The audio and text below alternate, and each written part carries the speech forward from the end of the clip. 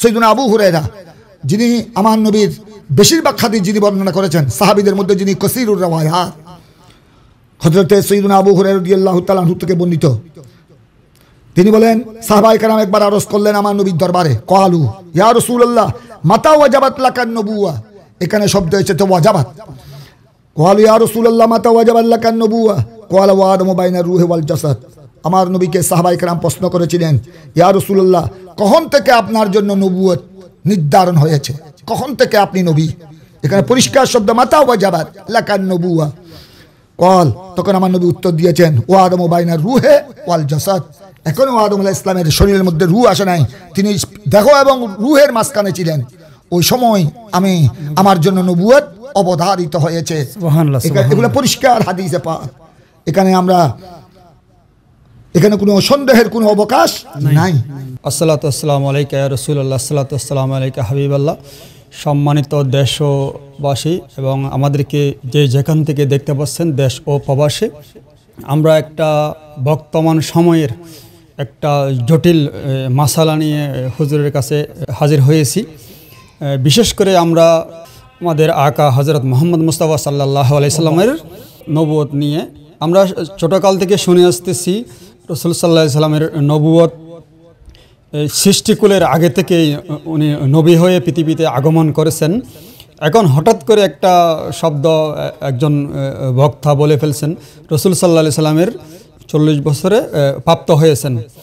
আমরা জানি নবুয়ত 40 বছরে প্রকাশ হয়েছেন।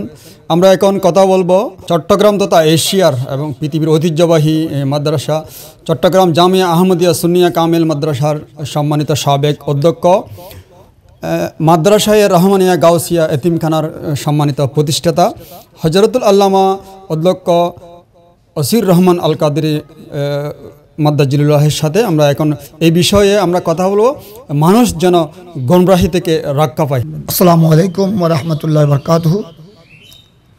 দেশে প্রবাসে যে যেখানে রয়েছেন মুসলিম মিল্লাতের প্রতি শুভকামনা, শুভেচ্ছা, মোবারকবাদ।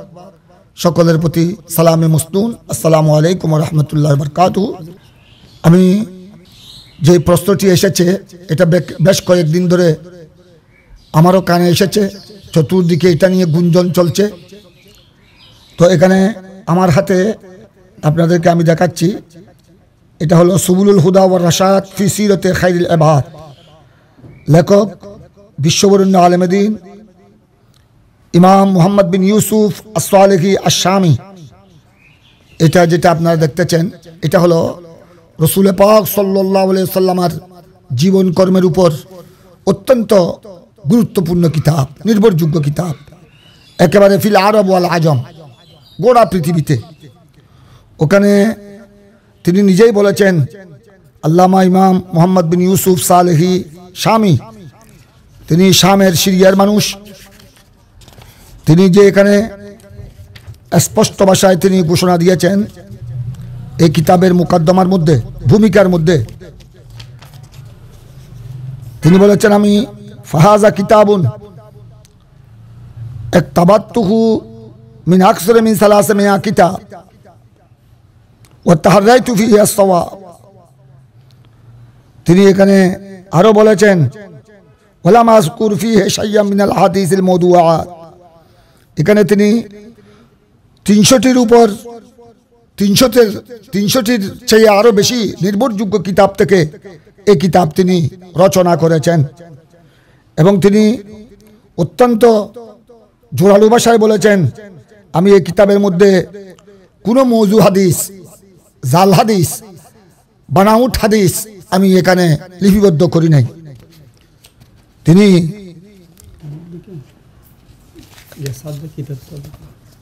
তিনি এখানে আমি আপনাদেরকে এই কিতাবের আল বাবুল আব্বাল ফি তাশরিফিল্লাহি তাআলা লাহু সাল্লাল্লাহু আলাইহি সাল্লাম বিকাউনিহি আফদাল আম্বিয়া খালকান, এই অধ্যায়ের মধ্যে তিনি সাইয়্যিদুনা আবু হুরায়রা রাদিয়াল্লাহু তাআলা আনহু থেকে বর্ণিত হাদিস নকল করেছেন, বর্ণনা করেছেন। আন আবি হুরায়রা রাদিয়াল্লাহু তাআলা আনহু قال قال رسول الله صلى الله عليه وسلم كنت أفضل الأنبياء خلقا وآخرهم بعثا। এটাকে হযরতে ইমাম জালালউদ্দিন সুয়ুতি আলাইহির রহমা তার প্রসিদ্ধ কিতাব আল খাসাইসুল কুবরার মধ্যে এই হাদিস তিনি বর্ণনা করেছেন। এখানে রাসূল পাক সাল্লাল্লাহু আলাইহি ওয়াসাল্লাম নিজে ইরশাদ করেছেন, কুনতু আব্বাল আম্বিয়া খালকান, আমি সৃষ্টির দিক দিয়ে প্রথম নবী। এখানে রাসূল পাক কুনতু আব্বাল আম্বিয়া বলেছেন, আমি সৃষ্টির দিক দিয়ে প্রথম নবী। সকল নবীগণের পূর্বে রাসূল পাক সাল্লাল্লাহু আলাইহি ওয়াসাল্লামকে আল্লাহ তাবারক ওয়া তাআলা নবী হিসেবে, প্রথম নবী হিসেবে সৃষ্টি করেছেন। ওয়া আখিরুহুম বাসান, তবে আগমনের দিক দিয়ে, পৃথিবীতে আগমনের দিক দিয়ে, এলানে নবুয়তের দিক দিয়ে রাসূল পাক সাল্লাল্লাহু আলাইহি ওয়াসাল্লাম হলেন সর্বশেষ নবী। সেজন্য আমাদের নবী সৃষ্টিকুলের মধ্যে প্রথম নবী সৃষ্টির দিক দিয়ে, আর পৃথিবীতে শুভাগমনের দিক দিয়ে সকল নবীগণের পরে সর্বশেষ নবী বানিয়ে আল্লাহ তাবারক ওয়া তাআলা আমাদের প্যারা নবীকে রাহমাতুল্লাহ আলামিন সাল্লাল্লাহু আলাইহি ওয়াসাল্লামকে এই ধরাবুকে প্রেরণ করেছেন। তাই তিনি আখিরুল আম্বিয়া খাতামুন নবিয়্যিন। এখানে অন্য হাদিসের মধ্যে এটা দেখা যায়, কুনতু আব্বালান নাস ফিল খালক ওয়া আখিরুহুম ফিল বাস। এভাবে আমরা আরেকটি হাদিসের মধ্যে আমরা দেখতে পাই, হযরতে আদম ও সফিউল্লাহ আলাইহিস সালামকে, আদম আলাইহিস সালামকে সৃষ্টির পর যখন আল্লাহ তাবারক ওয়া তাআলা ওনার বংশ দিয়ে যত ওনার বংশধর আল্লাহ তাবারক ওয়া তাআলা পৃথিবীতে পাঠাবেন, সকল বংশধরকে, আদম আলাইহিস সালামের আওলাদ বংশধরকে আদম আলাইহিস সালামের সামনে আল্লাহ প্রকাশ করলেন। তখন তিনি এক পর্যায়ে আমাদের রাসূল পাক সাল্লাল্লাহু আলাইহি ওয়াসাল্লামকে দেখলেন। সুম্মা কানা নূরু মুহাম্মদ সাল্লাল্লাহু আলাইহি ওয়াসাল্লাম ইউরা ফি কুররাতি জাবহাতি আদম ওয়া কিলা লাহু ইয়া আদম হাযা সাইয়্যিদু ওয়ালাদিক মিনাল মুরসালিন। এই হাদিসে আল্লামা ইমাম মুহাম্মদ বিন ইউসুফ সালেহি আশ-শামি তিনি সুবুলুল হুদা ওয়ার রাশাদ ফি সিরাতে খায়রিল আবাদের মধ্যে বর্ণনা করেছেন, রাসূল পাক সাল্লাল্লাহু আলাইহি ওয়াসাল্লামের নূরে মুহাম্মদী দেখে হযরতে আদম ও সফিউল্লাহ তাজ্জব হয়ে গেলেন। তখন আদম আলাইহিস সালামকে বলা হলো আল্লাহ তাবারক ওয়া তাআলার পক্ষ থেকে, হাযা সাইয়্যিদু ওয়ালাদিক মিনাল মুরসালিন, এটা আপনার আওলাদের মধ্যে সমস্ত আওলাদ পৃথিবীর শুরু থেকে শেষ পর্যন্ত আদম আলাইহিস সালামের নসল দিয়ে, আদম ও সফিউল্লাহর বংশ দিয়ে যত আওলাদ আসবেন, নবী ওলি গাউস কুতুব আবদাল, যে সকলের মধ্যে আপনার এই সন্তান হলো আপনার আওলাদের মধ্যে সরদার। এবং আল্লাহ বলেছেন, তখন আদম আলাইহিস সালামকে সৃষ্টি করার পর বলেছেন, তিনি আপনার আওলাদ, সকল আওলাদের মধ্যে সরদার মিনাল মুরসালিন। আল্লাহ আমার নবীকে বলেছেন মিনাল মুরসালিন, হে আদম, ইনি আপনার সন্তানের মধ্যে অন্যতম একজন রসুল, অন্যতম একজন মুরসাল পয়গম্বর, যাকে আমি পৃথিবীর জমিনে শেষ নবী বানিয়ে প্রেরণ করব। এখানে আরো দেখা যায় রাসূল পাক সাল্লাল্লাহু আলাইহি ওয়াসাল্লামের পৃথিবীর আগমন সম্পর্কে, পৃথিবীতে পেয়ারা নবীর শুভাগমন, ওখানে আল্লাহ তাবারক ওয়া তাআলা অনেক অলৌকিক নিদর্শনাদি, অনেক অলৌকিক নিদর্শনাদি আল্লাহ তাবারক ওয়া তাআলা জাহির করেছেন, প্রকাশ করেছেন। তার মধ্যে হযরতে আব্বাস রাদিয়াল্লাহু তাআলা, আমার প্যারা নবীর চাচা, আপন চাচা হযরতে আব্বাস রাদিয়াল্লাহু তাআলা আনহু ইরশাদ করেছেন কসিদার মধ্যে, ওয়া আনতা লাম্মা উরিদতা আশরাকাতিল আরদু ওয়া দাআত বিনুরিকাল উফুক ওয়া নাহনু ফি যালিকা দিয়া ওয়া ফি নূরে ওয়া সুবুলির রাশাদে নাখতারিকু। হযরতে আব্বাস ইবনে আব্দুল মুত্তালিব বলেন, আপনি যখন পৃথিবীতে শুভাগমন করেছেন, আপনার শুভাগমনে গোটা পৃথিবী আলোকিত হয়েছে, মক্কার জমিন ধন্য হয়েছে, গোটা পৃথিবী রৌশন হয়েছে। এবং আপনার আলোতে, আপনার শুভাগমনের সাথে সাথে আপনার নূরানি চেহারা দিয়ে যে আলো বের হয়েছে, আপনার আলোতে গোটা পৃথিবীর প্রত্যন্ত অঞ্চল আলোকিত হয়েছে। এবং আমার নবীর আগমনে খানায়ে কাবা বাইতুল্লাহ পর্যন্ত রসুল করিম সাল্লাল্লাহু আলাইহি সাল্লামের আমেনা খাতুনের প্যারা নবীর আম্মা যান মা আমেনার ঘরের দিকে, যে ঘরে আমার নবী শুভাগমন করেছেন সেই ঘরের দিকে ঝুঁকে পড়েছে, সিজদায় পড়েছে।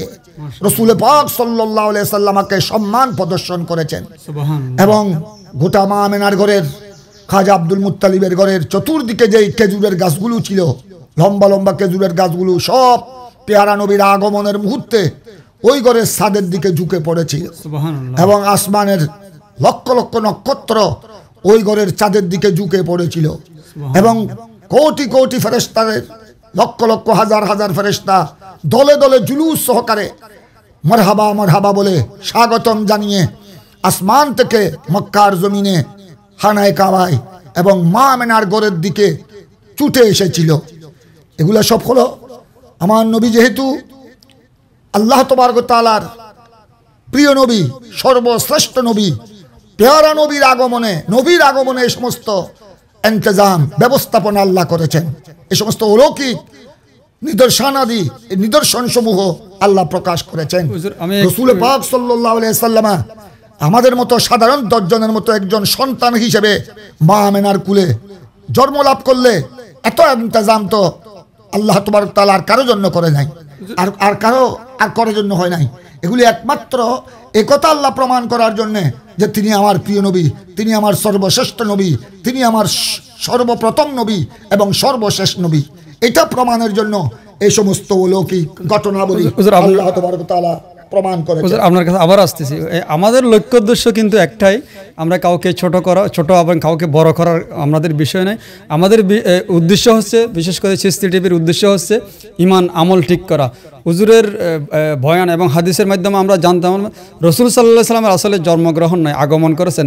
উনি তো, আমরা জানি হুজুরের কাছে এটা আমরা হাদিস থেকে নিব, হুজুর রাসূল সাল্লাল্লাহু আলাইহি ওয়াসাল্লাম দুনিয়াতে আগমন করার সাথে সাথে মাটিতে লুটে পড়ে সিজদা করে বলেছিলেন রব্বি হাবিল উম্মতি। হুজুর এটা একটু যদি বলতেন, উনি যে সিজদা করেছেন। এটা অনেক কিছু আছে অলৌকিক ক্ষমতা পেয়ারা নবীর আগমনে।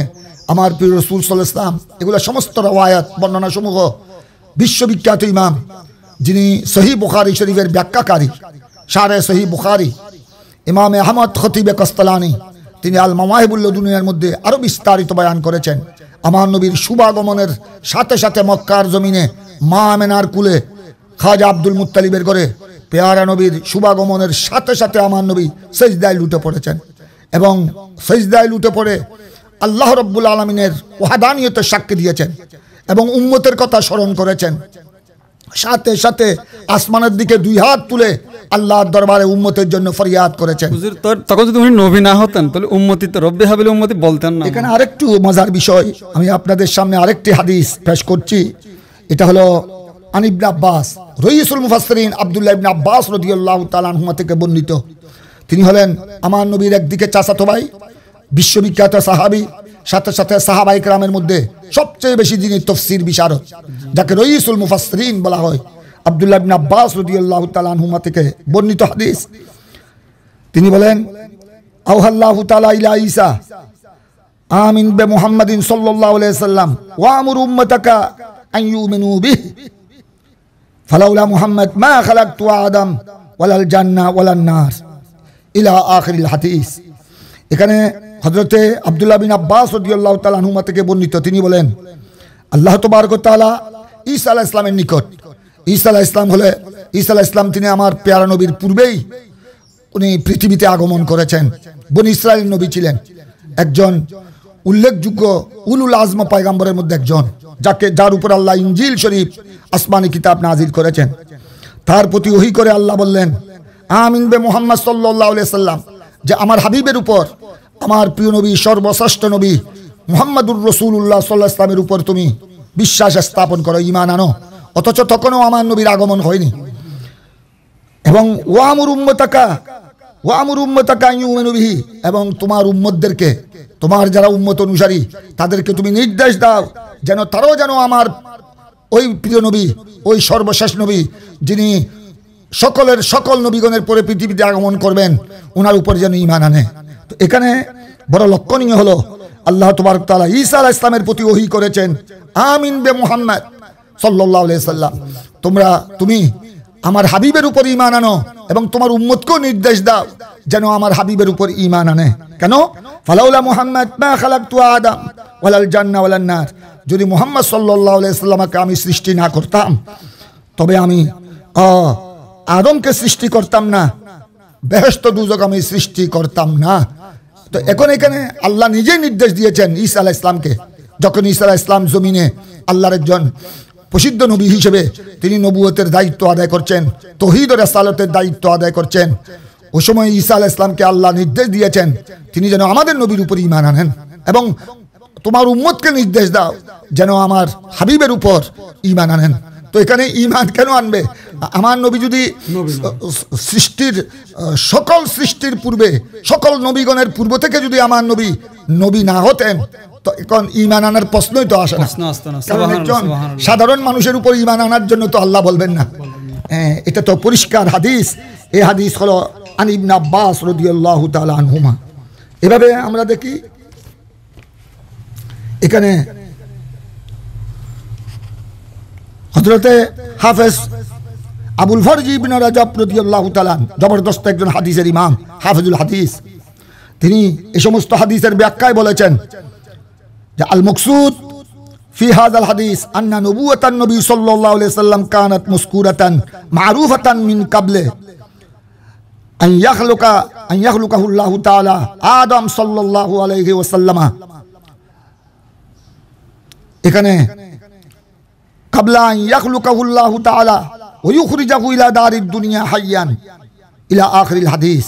এখানে হাফেজুল হাদিস, লক্ষ লক্ষ হাদিসের যিনি হাফেজ আবুল ফরাজ ইবনে রজব এসব হাদিসের ব্যাখ্যায় বলেন যে এসব হাদিসের উদ্দেশ্য হলো যে আন্না নবুওয়াতান নবী সাল্লাল্লাহু আলাইহি ওয়াসাল্লাম কানাত মাসকুরাতান মারুফা, আমাদের নবীর নবুয়ত এটা শুধু পৃথিবীতে এসে আমার নবী হয়েছেন তা নয়, তিনি একেবারে সমস্ত নবীগণ পৃথিবীতে আসার আগ থেকে আসমানি জগৎ রুহানি জগৎ থেকে আমাদের নবীর নবুয়তটা এটা কানাত মাসকুরাতান মারুফা, এটা একদম প্রসিদ্ধ ছিল, এটা একদম মারুফ মাসকুরাতান মারুফা, এটা সাত আসমানে প্রসিদ্ধ, আরশ কুরসিতে প্রসিদ্ধ, এটা খোদার জগতের মধ্যে আল্লাহর সৃষ্টি জগতের মধ্যে এটা প্রসিদ্ধ তখন থেকে সমস্ত নবীগণের পৃথিবীতে আসার আগ থেকে।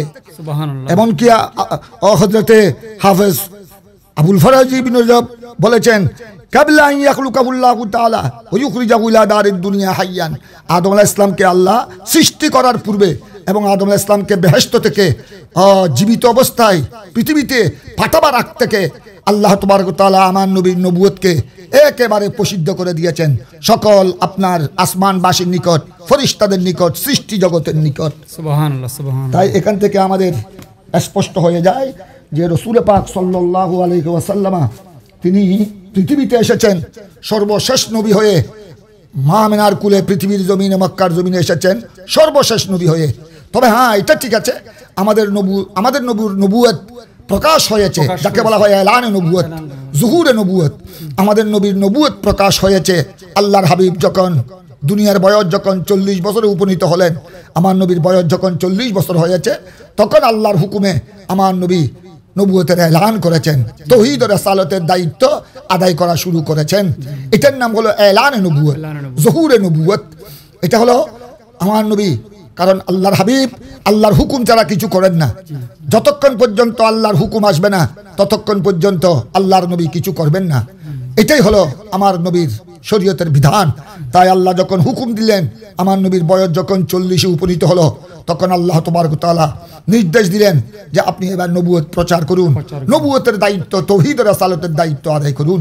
এটা হলো নবুয়ত পেয়েছেন তা নয়, নবুয়ত প্রাপ্ত হয়েছেন তা নয়। নবুয়ত তো দেখা যায় আমার নবীর পৃথিবীতে আসার নয়, আদম আলাইহিস সালামের খামিদা যখন, এখানেও আমি আপনাদের সামনে এটা কিতাব হলো আল মাওয়াহিবুল লাদুনিয়া বিল মিনাহিল মুহাম্মাদিয়া। এটা হলো রাসূল করিম সাল্লাল্লাহু আলাইহি ওয়াসাল্লামের জীবন কর্মের উপর বিশ্ববিখ্যাত প্রসিদ্ধ একটি কিতাব। যে কিতাব সম্পর্কে আল মাওয়াহিবুল লাদুনিয়া সম্পর্কে, এটা এমন কিতাব, এই কিতাব সম্পর্কে হাজি খলিফা আল্লামা হাজি খলিফা তিনি কশফুজ জুনুনের মধ্যে বলেন, হুয়া কিতাবুন জলিলুল কদর কাসীরুন নাফা লাইসা লাহু নযীরুন ফি বাবিহি। এই আল মাওয়াহিবুল লাদুনিয়া, যেটা রচনা করেছেন বিশ্ববিখ্যাত ইমাম, হাদিসের ইমাম, ইতিহাসের ইমাম, সহিহ বুখারীর ব্যাখ্যাকারী হযরতে ইমামে আহমদ খতিবে কস্তালানী রহমতুল্লাহ আলাইহি।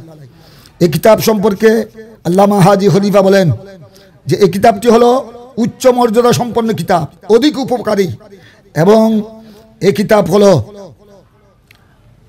আমার প্রিয় নবীর জীবন কর্মের উপর যত কিতাব লেখা হয়েছে সমস্ত কিতাবের মধ্যে এই কিতাব হলো অতুলনীয়। এটাকে বলা হয়েছে লাইসা লাহু নযীরুন ফি বাবিহি। এটা হযরতে আল্লামা হাজি খলিফা কশফুজ জুনুন দ্বিতীয় খণ্ড 1896 পৃষ্ঠার মধ্যে এই কথা বলেছেন। সাথে সাথে আল্লামা জুরকানি, বিশ্ববিখ্যাত ইমাম, যিনি হলেন হাদিসের ইমাম, ইতিহাসের ইমাম, ফিকহের ইমাম, তাফসীরের ইমাম, আল্লামা জুরকানি এই মাওয়াহিবুল দুনিয়ার ব্যাখ্যা যিনি করেছেন, তিনি ইরশাদ করেছেন ওয়ালাহু ইদ্দাতু মুআল্লাফাত আযমুহা হাযিহিল মাওয়াহিবুল দুনিয়া আল্লাতী আশরাকাত মিন সুতুরিহা আনওয়ারুল আবহা ওয়াল জালালা। আমার হযরত আল্লামা জুরকানি বলেন, ইমাম খতিবে কস্তালানী, ইমাম আহমদ কস্তালানীর আরো অনেক রচনা রয়েছে, কিন্তু প্রত্যেক রচনার মধ্যে এটা হলো সর্বশ্রেষ্ঠ। এটা হলো আযমুহা হাযিহিল মাওয়াহিবুল দুনিয়া। এবং এটার এই কিতাবের দ্বারা এই মাওয়াহিবুল দুনিয়া, এটা প্রতিটি পংক্তি থেকে যেন বিচ্ছুরিত হচ্ছে প্রভাকর আলো এবং মহত্বের আলোক রশ্মি। এটা এমন একটি কিতাব। সুতরাং এই কিতাবের মধ্যে আল্লামা হযরতে আহমদ কস্তালানী রহমতুল্লাহ আলাইহি তিনি এই কিতাবের মধ্যে তিনি সুন্দরভাবে এই সমস্ত হাদিস বর্ণনা করেছেন। কারণ রাসূল পাক সাল্লাল্লাহু আলাইহি ওয়াসাল্লাম কখন থেকে নবী ছিলেন এটা তো আর কেউ ধারণা করে বলার কোনো সুযোগ নাই। এটা কোনো বৈজ্ঞানিকের বিজ্ঞানের বিষয় নয়, এটা গবেষকদের গবেষণার বিষয় নয়, এটা হলো কোনো বিদ্যার বিষয় নয়। কারণ রাসূল পাক সাল্লাল্লাহু আলাইহি ওয়াসাল্লাম কখন থেকে নবী ছিলেন এই ব্যাপারে অথবা আল্লাহর বাণী থাকতে হবে অথবা রাসূল পাক সাল্লাল্লাহু আলাইহি ওয়াসাল্লামের হাদিসে পাকের বাণী থাকতে হবে। এখানে আমি সেজন্য আপনাদের সামনে হাদিসে পাকের কিছু রেফারেন্স পেশ করছি। এখানে হযরতে মাইসারা জাবির রাদিয়াল্লাহু তাআলা আনহু বলেন, আমার নবীকে প্রশ্ন করা হয়েছিল মাতা কুনতা নবিয়্যা, এটা সাহাবায়ে কেরামের প্রশ্ন, মাতা কুনতা নবিয়্যা, আপনি কখন থেকে নবী ছিলেন? কি আপনি পৃথিবীতে আসার আগে নবী ছিলেন না পৃথিবীতে আসার পরে নবী ছিলেন, নবী হয়েছেন?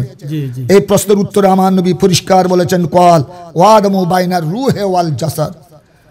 রাসূল পাক সাল্লাল্লাহু আলাইহি ওয়াসাল্লাম থেকে যখন প্রশ্ন করা হলো তখন তিনি ইরশাদ করলেন, তখন থেকে আমি নবী ছিলাম যখন আদম আলাইহিস সালাম রূহ এবং শরীরের মাঝে ছিলেন। অর্থাৎ আদম আলাইহিস সালাম এখনো তিনি বৌরি জগতে ছিলেন, এখনো তিনি রূহ এবং শরীরের মধ্যখানে ছিলেন, এখনো আদম আলাইহিস সালামের অস্তিত্ব হয়নি, রূহ দেওয়া হয়নি, শুধু তিনি এখন রূহ আর শরীরের মাঝখানে ছিলেন। তার অর্থ হলো তার খামিকা বৌরি বানানো হয়েছে, এখনো তার বৌরির মধ্যে রূহ দেয়া হয় নাই। হয়তো তখন থেকে আমি কি ছিলাম? আমি নবী ছিলাম। এটা তো পরিষ্কার আমার নবীর হাদিসে পাক, এখানে কোনো অর্থ একেবারে পরিষ্কার। আর এটাকে ইমামে আহমদ বিন হাম্বল, মযহাবের অন্যতম ইমাম, চার ইমামের মধ্যে অন্যতম ইমাম ইমাম আহমদ বিন হাম্বল, তিনিও মুসনাদে আহমদের মধ্যে হাদিস বয়ান করেছেন। ইমামে বুখারী এই হাদিস তারিখে কবিরের মধ্যে, ইমাম বুখারীর বিশ্ববিখ্যাত কিতাব তারিখে কবিরের মধ্যে সৈয়দনা ইমাম বুখারী এই হাদিস বয়ান করেছেন। ইমামে আবু নাঈম ইসফাহানি হিলিয়াতুল আউলিয়ার মধ্যে এই হাদিস বর্ণনা করেছেন।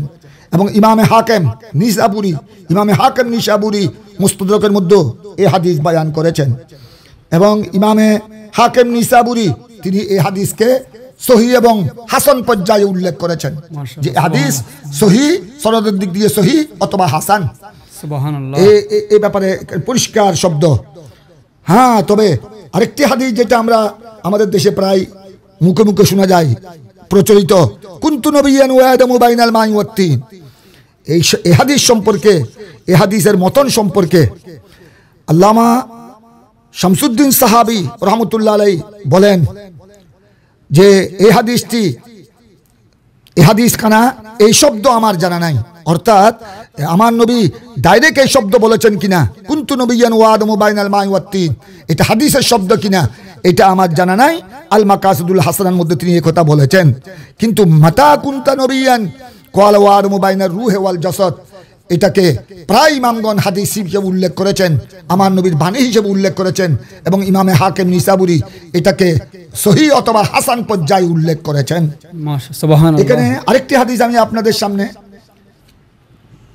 উপস্থাপন করছি। আরেক হাদিসের মধ্যে রয়েছে মাতা কুতিবতা নবিয়ান, এখানে আরেকটা হাদিস ইমামে কস্তালানি আরেকটি হাদিস বর্ণনা করেছেন আল মাওয়াহিবুল্লুদ্দিনের মধ্যে। এক হাদিসে রয়েছে মাতা কুনতা নবিয়ান, আপনি কখন থেকে নবী। আরেক বর্ণনায় দেখা যায় মাতা কুতিবতা নবিয়া, আপনাকে কখন থেকে নবী হিসেবে সাব্যস্ত করা হয়েছে, কখন থেকে নবী হিসেবে আপনাকে নির্ধারণ করা হয়েছে। তখন তিনি উত্তর দিয়েছেন রাসূল করিম সাল্লাল্লাহু আলাইহি সাল্লাম, কুতিবতু ওয়া আদমু বাইনার রূহি ওয়াল জাসাদ, ওই সময় থেকে আমি নবী হিসেবে আমি নির্ধারিত, যে সময় হযরত আদম আলাইহিস সালাম রূহ এবং শরীরের মাঝখানে ছিলেন। তার মানে ওনার এখনো বডি তৈরি হয়েছে, দেহ তৈরি হয়েছে, এখনো দেহের ভিতরে রূহ দেওয়া হয় নাই। তখন আমি নবী হিসেবে আমাকে তখন থেকে নবী হিসেবে আমি নির্ধারিত। এখানে কুতিবতু শব্দ এই কোরআনে পাক রব্বুল আলামিন ইরশাদ করেছেন কুতিবা আলাইকুমুস সিয়াম ইয়া আইয়ুহাল্লাযীনা আমানু কুতিবা আলাইকুমুস সিয়াম কামা কুতিবা আলাল্লাযীনা মিন ক্বাবলিকুম, হে ঈমানদার তোমাদের উপর এক মাস রমজানের রোজা নির্ধারণ করা হয়েছে। এখানে কুতিবা মানে লিপিবদ্ধ করা, কুতিবা মানে নির্ধারণ করা। যেমন মাহে রমজানের রোজার ব্যাপারে আল্লাহ বলেছেন কুতিবা আলাইকুমুস সিয়াম, হে বিশ্বের ঈমানদার নরনারী তোমাদের উপর মাহে রমজানের এক মাস রোজা নির্ধারণ করা হয়েছে, অবধারিত করা হয়েছে। ঠিক এই অর্থের দিক দিয়ে আমরা লক্ষ্য করলে এখানে আমার নবী যে ইরশাদ করেছেন কুতিবতু আদমু বাইনার রূহি ওয়াল জাসাদ, যে আমাকে নবী হিসেবে নির্ধারণ করা হয়েছে যখনই আদম আলাইহিস সালামের দেহ মুবারকে রূহ সঞ্চার হয়নি, রূহ দেওয়া হয়নি। সুবহানাল্লাহ সুবহানাল্লাহ। এগুলো আমাদের জন্য স্পষ্ট দলিল। আরেকটা রওয়ায়াত আমরা দেখতেছি সাইয়্যিদুনা আবু হুরায়রা, যিনি আমার নবীর বেশিরভাগ হাদিস যিনি বর্ণনা করেছেন, সাহাবীদের মধ্যে যিনি কাসীরুর রাওয়ায়াত, হযরতে সাইয়্যিদুনা আবু হুরায়রা রাদিয়াল্লাহু তাআলা আনহু থেকে বর্ণিত। তিনি বলেন সাহাবায়ে কেরাম একবার আরজ করলেন আমার নবীর দরবারে, ক্বালু ইয়া রাসূলুল্লাহ মাতা ওয়াজাবাত লাকান নবুওয়া, এখানে শব্দ এসেছে ওয়াজাবাত। ক্বালু ইয়া রাসূলুল্লাহ মাতা ওয়াজাবাত লাকান নবুওয়া ক্বালা ওয়া আদমু বাইনার রূহি ওয়াল জাসাদ। আমার নবীকে সাহাবায়ে কেরাম প্রশ্ন করেছিলেন, ইয়া রাসূলুল্লাহ কখন থেকে আপনার জন্য নবুয়ত নির্ধারণ হয়েছে, কখন থেকে আপনি নবী। এখানে পরিষ্কার শব্দ মাতা ওয়াজাবাত লাকান নবুওয়া ক্বাল, তখন আমার নবী উত্তর দিয়েছেন ওয়া আদমু বাইনার রূহি ওয়াল জাসাদ, এখনো আদম আলাইহিস সালামের শরীরের মধ্যে রূহ আসে নাই, তিনি দেহ এবং রূহের মাঝখানে ছিলেন। ওই সময় আমার জন্য নবুয়ত অবধারিত হয়েছে। সুবহানাল্লাহ। এগুলো পরিষ্কার হাদিসে পাক। এখানে কোনো সন্দেহের কোনো অবকাশ নাই। এগুলো হাদিসে পাক আমি আপনাদের সামনে পেশ করছি। এখানে আরো কিছু হাদিসে পাকের আমি বরাত আপনাদের সামনে পেশ করছি। আরেক হাদিসে রয়েছে, এটা বিশ্ববিখ্যাত তাবেঈ হযরতে ইমাম শাআবী রাদিয়াল্লাহু তাআলা, এটা খায়রুত তাবেঈন, ইমাম শাআবী রাদিয়াল্লাহু তাআলা তিনি বর্ণনা করেছেন। ওই হাদিসের মধ্যে এসেছে রাসূল পাক সাল্লাল্লাহু আলাইহি সাল্লামকে প্রশ্ন করা হয়েছে মাতা উস্তুমবিতু ফাকালু আদমু বাইনার রূহি ওয়াল জাসাদ হিনা উখিযা মিনিল মিসাক, যে আপনাকে আরজ করা হলো ইয়া রাসূলুল্লাহ কখন থেকে আপনাকে নবুয়ত দেওয়া হয়েছে। এখানে পরিষ্কার শব্দ মাতা উস্তুমবিতু, কখন থেকে আপনাকে নবুয়ত দেওয়া হয়েছে, কখন থেকে আপনাকে নবুয়ত প্রদান করা হয়েছে। আমার নবী কথা বলেন নাই আমি দুনিয়াতে আসার পর, শুভাগমনের পর 40 বছর হওয়ার পর আমাকে নবুয়ত দেওয়া হয়েছে, কথা বলেন নাই। পরিষ্কার আমার নবী বলেছেন ফাকালু আদমু বাইনার রূহি ওয়াল জাসাদ, আদম আলাইহিস সালামের দেহের মধ্যে, শরীর মুবারকের মধ্যে এখনো রূহ আসে নাই, উনি দেহ এবং রূহের মাঝখানে ছিলেন। ওই সময় আমাকে কি দেওয়া হয়েছে, নবুয়ত দেওয়া হয়েছে। সুবহানাল্লাহ। সুতরাং এই সমস্ত হাদিসে পাক থেকে আমাদের সামনে স্পষ্ট হয়ে গেল যে রাসূল পাক সাল্লাল্লাহু আলাইহি ওয়াসাল্লাম উনি 40 বছরে নবুয়ত প্রাপ্ত হয়েছেন তা নয়, 40 বছরে দুনিয়ার বয়স 40 বছর নবুয়ত প্রকাশ হয়েছে, যাকে বলা হয় এলানে নবুয়ত। হ্যাঁ, কিছু কিছু সাধারণ শিক্ষিত তারা হয়তো জ্ঞানের, কোরআন সুন্নাহর জ্ঞানের গভীরতা না থাকার কারণে তারা হয়তো কোন ইতিহাসের পাতায় বিভিন্ন বই পুস্তকে লিখেছেন যে রাসূল পাক সাল্লাল্লাহু আলাইহি সাল্লাম 40 বছর বয়সে নবুয়ত প্রাপ্ত হয়েছেন, এটা কিন্তু সঠিক নয়। এটা হলো ওই যাদের কাছে একটু সাধারণ জ্ঞান আছে, কোরআন হাদিস ফিক ফতোয়ার জ্ঞান। হুজুর আমরা এমনও শুনছি উনি যে 40 বছর আগে নবী হবেন তিনি তখন জানতেনও না। এটা কি এটি চরম বেয়াদবি নয় নাকি? এটা চরম বেয়াদবি। আপনারা তো দেখেছেন, আমি তো নিজের থেকে কিছু বলি নাই, আমি সব হাদিসে পাকের মধ্যে। যদি আমার নবী না জানতেন, আমার নবী না জানতেন এই উত্তরগুলি কেমনে দিলেন? রাসূল পাক সাল্লাল্লাহু আলাইহি ওয়াসাল্লাম যদি না জানতেন আমার নবীদের 40 বছর আগে এবং আমার নবীদের সৃষ্টির মধ্যে প্রথম নবী, আপনার আগমনের দিক দিয়ে শেষ নবী, এগুলো যদি রাসূল পাক সাল্লাল্লাহু আলাইহি সাল্লাম না জানলে কেমনে প্রশ্ন উত্তর দিলেন? যে আমার নবীকে প্রশ্ন করা হলো মাতা উস্তিমবিতু, আপনাকে কখন নবুয়ত দেওয়া হয়েছে? তখন আমার নবী উত্তরে বলেছেন ওয়াদামু বাইনা রুহে ওয়াল জাসাদ। তারপরে মানে বিভিন্ন হাদিস আমি আপনাদের সামনে পেশ করেছি, এখান থেকে পরিষ্কার আমাদের সামনে স্পষ্ট হয়ে গেল আমার নবী যে নবী হয়ে এসেছেন এবং তিনি যে সৃষ্টির দিক দিয়ে প্রথম নবী, আগমনের দিক দিয়ে শেষ নবী, এটা অবশ্যই আমার নবী জানতেন। তবে হ্যাঁ, 40 বছর পর্যন্ত যেহেতু আল্লাহর হুকুম আসে নাই, এই জন্য 40 বছর পর্যন্ত আমার নবী নবুয়তের কি করে নাই, এলান করে নাই। এটা হলো আয়াতে মিসাক, এটার নাম হলো আয়াতে মিসাক। এটা তো কোরআনে পাকের মধ্যে স্পষ্ট রয়েছে, এটাকে বলা হয় আয়াতে মিসাক। রুহানি জগতে তখন কোনো নবী পৃথিবীতে আসে নাই, আদম ও সফিউল্লাহ সহ কোনো নবীকে পৃথিবীতে পাঠানো হয় নাই। রুহানি জগতে, আত্মা জগতে সকল নবীগণকে একত্রিত করে সকল নবীগণ থেকে আল্লাহ তাবারক ওয়া তাআলা ওয়াদা নিয়েছেন, প্রতিশ্রুতি নিয়েছেন যে তোমাদের সময়ে তোমাদেরকে যদি আমি নবী বানিয়ে এবং হিকমত সহ আসমানি কিতাব সহ নবুয়ত সহ যদি পৃথিবীতে পাঠাই এবং তোমাদের সময়ে যদি আমার আখেরি নবী, আমার সর্বশেষ নবী, আমার সর্বশ্রেষ্ঠ নবী মুহাম্মাদুর রাসূলুল্লাহ সাল্লাল্লাহু আলাইহি সাল্লাম যদি আগমন হয়, আমার নবীকে পাওয়ার পর তোমরা আমার নবীর উপর ঈমান আনবে কিনা, আমার নবীকে সর্বাধিক সাহায্য করবে কিনা? সকল নবীগণ একরার করেছেন, স্বীকারোক্তি দিয়েছেন, আল্লাহর সামনে ওয়াদা দিয়েছেন যে আমরা আপনার প্রিয় নবী সর্বশ্রেষ্ঠ নবীকে পাওয়ার সাথে সাথে ওনার উপর আমরা ঈমান আনবো, ওনাকে আমরা সর্বাত্মক সহযোগিতা করব এবং ওনার দিন, ওনার কলমা আমরা প্রচার করব। তখন আল্লাহ খুশি হলেন, আল্লাহ বলেন ঠিক আছে, তোমাদের এই কথার উপর আমি রব্বুল আলামিন সাক্ষী হয়ে গেলাম। সুবহানাল্লাহ। তখন হুজুর এটা কি ওখানে এটার এই হাদিসে অনুযায়ী এত কোন নবী তো দুনিয়াতে এসে নবী হয় নাই, ওখানে নবী প্রত্যেক নবীগণ এটা আমাদেরকে আমরা ঈমান রাখতে হবে। আদম ও সফিউল্লাহ থেকে আমাদের নবী পর্যন্ত, ঈসা রুহুল্লাহ পর্যন্ত প্রত্যেক নবীগণ দুনিয়াতে এসেছে নবী হয়ে। তবে কোন নবী নবুয়ত প্রকাশ করেছেন 30 বছর বয়সে, কোন নবী নবুয়ত প্রকাশ করেছেন 40 বছর বয়সে, আল্লাহর হুকুম অনুযায়ী। এটাই হলো চূড়ান্ত সিদ্ধান্ত। সুতরাং এইসব ব্যাপারে যদি কেউ যদি কথা বলে যে নবী 40 বছরে নবুয়ত প্রাপ্ত হয়েছেন, তার আগে তিনি যে নবী হবেন কিচ্ছু জানতেন না, এগুলো হলো সম্পূর্ণ বেয়াদবি, রাসূল পাক সাল্লাল্লাহু আলাইহি সাল্লামের শানে বেয়াদবি এবং এই সমস্ত হাদিসগুলোকে অস্বীকার করার নামান্তর। সুতরাং এই ধরনের এরা এটা বলতে বাধ্য, তাদের কাছে কোরআন সুন্নাহর যথাযথ জ্ঞান না থাকার কারণে তারা পথভ্রষ্ট হয়ে যাচ্ছে। আল্লাহ তাদেরকে যেন হেদায়েত করেন। তবে আমি সাধারণ আমাদের মুসলিম উম্মাকে কথা বলবো, এদের এই সমস্ত কথায় যেন কেউ বিভ্রান্ত না হয়, বরং সঠিক যেটা সিদ্ধান্ত এটাই হলো যুগে যুগে উলামায়ে কেরামের সিদ্ধান্ত। এটার উপর আমার নবী নিজেই বলেছেন হাদিসে পাক, যে হাদিসগুলো আপনাদের সামনে আমি পেশ করলাম। সুতরাং আল্লাহ যেন আমাদেরকে সঠিক আকীদার উপর, আমার রাসূল পাক সাল্লাল্লাহু আলাইহি সাল্লামকে যথাযথ তাজিম সম্মান করার উপর আল্লাহ যেন আমাদেরকে তৌফিক দান করেন এবং আমাদেরকে রাসূল পাক সাল্লাল্লাহু আলাইহি সাল্লামের ওয়াফাদার উম্মত হিসেবে, আল্লাহর প্রিয় বান্দা হিসেবে আল্লাহ যেন আমাদেরকে কবুল করেন। এই ফরিয়াদ জানাই। সবাইকে ধন্যবাদ, আপনাকেও ধন্যবাদ। আবার আসতেছি একটু করে। আমরা এখানে দেখতে পাচ্ছি হুজুরের ডিকশনারিতে হাজার হাজার কিতাব রয়েছে, দুই পাশে আরও দেখাতে পারতেছি না। আপনারা যদি কোনো এরকম কোনো মাসালার মধ্যে আটকে যান, ডিসিশন নিতে না পারেন, আমরা চিস্তি টিভির শরণাপন্ন হবেন, জামিয়া আহমদিয়ার শরণাপন্ন, হুজুরের শরণাপন্ন হবেন। আমরা মাসালা সমাধান দেওয়ার চেষ্টা করব। হুজুরের কাছে একটা জিনিস জানতে চাইব, এই হাদিসগুলো তো সকল মাদ্রাসায় পড়ানো হয়, এটা যদি কেউ জেনে রাসূল সাল্লাল্লাহু আলাইহি সাল্লামের উপর বেয়াদবিমূলক আচরণ করে, মানে ইচ্ছাকৃত, তারা কি ঈমান থাকবে? আর যদি না জেনে করে, তারা কি তওবার মাধ্যমে ঈমান গ্রহণ করতে পারবেন? ধন্যবাদ আপনাকে। আমি যে কিতাবগুলোর কথা বললাম, আল মাওয়াহিবুল লাদুনিয়া, এবং এখানে যে আপনাদের সামনে যেটা আমি সুবুলুল হুদা ওয়ার রাশাদ, এবং এখানে আমি আল খাসাইসুল কুবরা লিসসিয়ুতি, যে কথাগুলো বললাম হাকিম নিসাবুরি এবং এই হাদিস যেগুলো বললাম, এরকম হাদিস ইমাম তিরমিজিও জামে তিরমিজির মধ্যে বর্ণনা দিয়েছেন। এগুলা এইসব কিতাব প্রত্যেক বড় বড় মাদ্রাসা রয়েছে, ফাজিল কামিল মাদ্রাসার লাইব্রেরিতে রয়েছে, এমনকি যে কোনো আকীদার মাদ্রাসা এবং এটা আপনার আলিয়া মাদ্রাসা হোক, কওমি মাদ্রাসা হোক, এবং বিশেষ করে ইউনিভার্সিটি, কলেজ ইউনিভার্সিটির লাইব্রেরিতেও, বিশ্ববিদ্যালয়ের লাইব্রেরিতে এই কিতাবগুলি রয়েছে।